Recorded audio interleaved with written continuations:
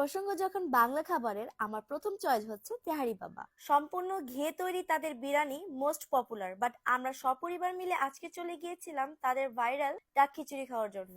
সাথে আমরা অ্যাড করেছিলাম তাদের স্পেশাল রোস্ট পোলাও, আর এটা হচ্ছে তাদের স্পেশাল ডাক খিচুড়ি। ডাক খিচুড়ির কোয়ান্টিটি বেশ ভালো ছিল, আর এখানে যে ডাকের মাংস ছিল, এখানে তার একটা লেগ পিস আর বড় বড় 3 টুকরা মাংস দিয়েছে। মাংসটা অনেক বেশি সফট থাকার কারণে এটা খেতে বেশ ভালো লাগছিল।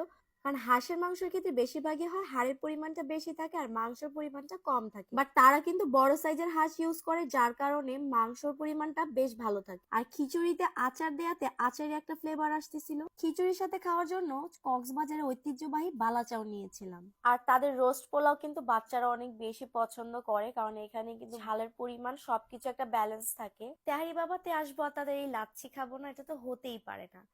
আপনারাও যারা আমার মতো এরকম কোয়ালিটি টাইম স্পেন্ড করতে চান, তারা কিন্তু তেহারি বাবাতে আসতে পারেন। আর এইখানে কিন্তু আপনারা শাড়ি পরে খুব সুন্দর সুন্দর পিকচার্স ভিডিও করতে পারবেন।